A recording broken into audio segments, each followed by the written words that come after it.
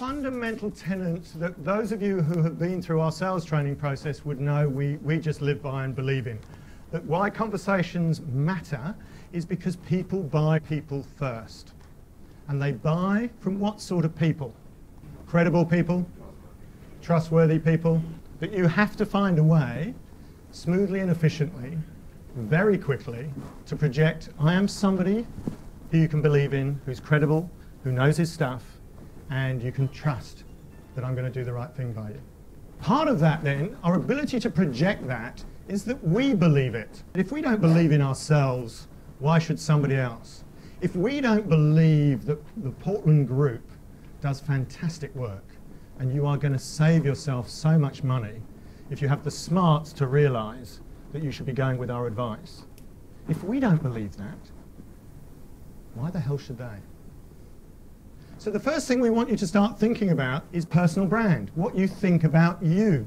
How are you consciously thinking about how you project yourself day in, day out? How do you show up to start the day? What's that about for you?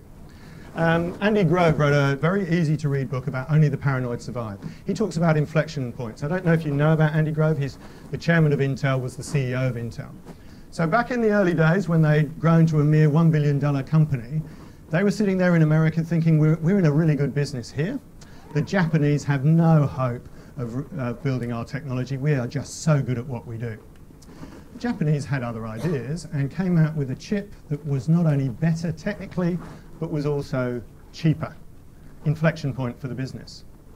Something closer to home for all of us. If you were around in the mid-70s, and I appreciate that some of you, might be a bit early, but for those of us who were around in the mid-70s, what was the personal music machine of choice? If you were going to carry your music around with you on the street, it'd be a Sony Walkman, wouldn't it? And it was originally a cassette tape, and then they got terribly advanced and they had discs.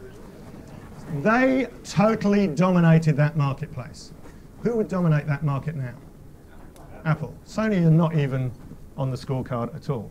Apple have something a few years ago, I don't know what the latest stats are, but Apple had something like 70% of the global market and 90% of the Australian market. So your whole business has just suddenly disappeared and gone to somebody else. Might that happen in our careers? What might be an inflection point for us in our careers? Let me share an inflection point. The company I was working for was EMC.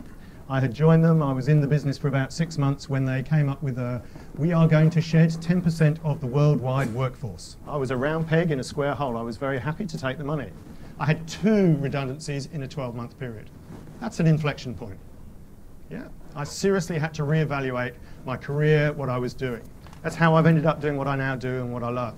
I hadn't bothered to stop and actually work out whether what I was doing was what I wanted to do. 14 years with my first employer, never checked in. Is this what I want to be doing? I was just pushing as hard as I could, as quickly as I could, to get up the ladder. So hard and fast that actually when I got there, I questioned, what's this about? Is this actually what I want to be doing? But I still didn't get off. So sometimes inflection points are self-induced and sometimes they come and smack us on the back of the head. I was very grateful for that one. We're going to have a look at you and how you are as marketable as possible. I think this is how we manage the monkey in our head. How are you thinking? How are you showing up every morning? What's going on for you?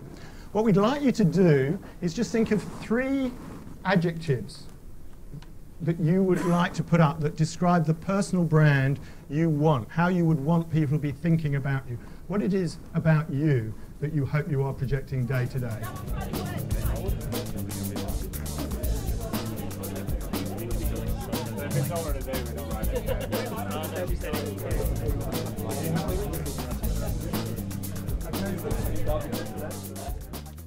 If you think about it, this is your goal.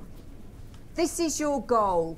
If everything goes really well for you in your meetings, the ideal thing is your clients are going to turn around at the end and they're going to go, hey, this guy is really trustworthy, knowledgeable, they're really driven. Whatever it is you've put up there, that's your goal. What these are also telling you, these charts all the way around the room, are telling you how you need to be behaving on a daily basis so that people are going to describe you in this way. Yeah, so we're going to spend a lot of time making sure that what you've written here is how you are behaving, so that there's a match between who you would like to be and how people see you.